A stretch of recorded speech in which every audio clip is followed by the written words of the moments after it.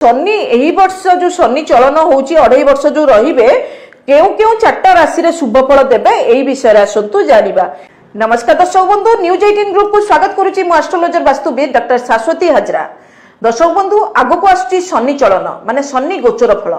तेबे शनि गोचर फल 2025 मसिया रे केउ केउ राशि को पई शुभ रहइबो एवं को राशि पई आपनकर शनि 7.5 पडिबो, केउ राशि रे आपनकर शनि ढेया पडिबो एही विषय रे त आलोचना करिबा। प्रथमे आसंतु जानिबा ग्रह गोचरटा कोन। ग्रह गोचर यदि न जानिबे तेबे आपण जानिबे केमिति शनि चलन होला बोली किरी। तेबे ग्रह गोचर आमे बुझुताउ देखो सब जिनिस चलयमान सबु आपणकर जहा देखुचंती सबु आपणकर गतिशील कौन सी जिनस आपणकर गति बिना रहेनी कहीं पृथ्वी मध्य निजे गतिशील से भली सबु ग्रह सौरमंडल समस्त ग्रह गतिशील। तेबे आमर गोटे घर रु आउ गोटे घरर तफात होची 30 डिग्री। तेबे शनि आपणकर सबुदिन तो चलुचंती तेबे आपणकर 30 डिग्री क्रॉस कला परे जेतेबेलकु 30.01 डिग्री रे आसी जाउची सेटा को आमर कुहा गला चलन हैला बोली। सेही भरी बृहस्पति मध्य आपणकर चलनशील, राहु और केतु ए दुईटा ग्रह केवल से बकरी चलती आपणकर उल्टा चलिकी आसंती। सेमिति आपणकर जेतोकु शनि चलन जेतोकु होउची शनि वर्तमान आपणकर अछंती कुंभ राशि रे। शनिकर दुईटा राशि बोली आपण माने जानिथिबे, गोटे होउची मकर राशि, गोटे होउची कुंभ राशि। मकर राशि टाकु कुआ जाय शनिकर घर एवं कुंभ राशि को कुआ जाय शनिकर कर्म क्षेत्र। तेबे शनि वर्तमान तांकर कर्म क्षेत्र रे थिले मध्य 29 मार्च 2025 मसिया रे शनि आपणकर चलन होउछंती मीन राशि को, जोटा कि देवगुरु बृहस्पतिंकर राशि। मीन राशि रे शनि चलिले कुहा जाय जे आपणकर बन्या बात्या भली केतेक प्राकृतिक दुर्विपाक मध्य हेबार संभावना रही थाए। पानी रिलेटेड आपणकर प्रॉब्लम क्रिएट आरंभ हुए, केते जगह रे बहु वृष्टि तो केते जगह रे अल्प वृष्टि होबार संभावना जोग मध्य आस्थाय। केते बेलकु समुद्र मध्य रे सुनामी हेबार मध्य संभावना जोग होई पारे। तेणु आपणकर शनि चलन जो होउची ताहा आपणकर केतेक राशि रे शनि 7.5 प्रवेश करूछंती। जथा आपणकर शनि 7 मकर राशि रे आपण सुनिथिबे जे शनि 7.5 चलीतिला, वर्तमान मकर राशि रु शनि 7.5 पळौछंती। मात्र शनि आपणकर पुणी आसी जाउछंती मेष राशि को।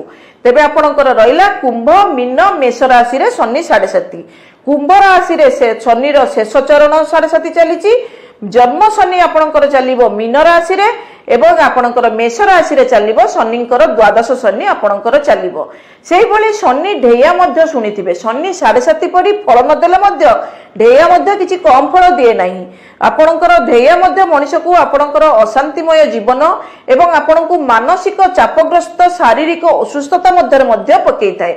पूर्वरु यह कर्कट राशि एवं बिछा राशि रे अवस्थित थिले। वर्तमान शनि जेतु आपणकर चलन करिवे मीन राशि रे, शनि ढेया आसी जीवा आपणकर सिंह राशि को एवं आपणकर धनु राशि को। तेबे एई दुईटा राशि रे शनिकर ढेया, गोटे रे अष्टम शनि हला बेलको आ गोटे रे होचंती चतुर्थ शनि। शनि ढेया आपणकर आसी जीवो। तेबे सब आपणकर अन्यान्य प्रभाव भितरे आपणकर सबु राशि रे किछि ना किछि प्रभाव पड़िबो। आ गोटे कथा मने रखिबे, शनि जेउ घरे बसी थांती सेई घर को ध्वंस करंती। मात्र शनिकर दृष्टि आपणकर माने सॉरी शनि जेउ घरे दृष्टि पकांती सेई घरटा को ध्वंस करंती। शनि किंतु जो घरे बसी थांती सेटा को शुभ फल देई थांती। शनिकर दृष्टिटा हमर सेति पे कुआ जाय शनि मंदिर तो को जाऊ शनिकर ठाकुरंक सामना को जीवा कथा नुए, साइड रु नमस्कार करिया कथा।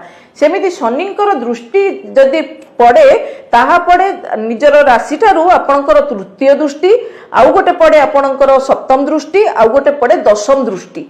तेबे आपणकर दृष्टिफल अनुଯାयी आपणकर राशिर स्थिति अनुଯାयी शनि विभिन्न राशि रे विभिन्न फल देई थांती।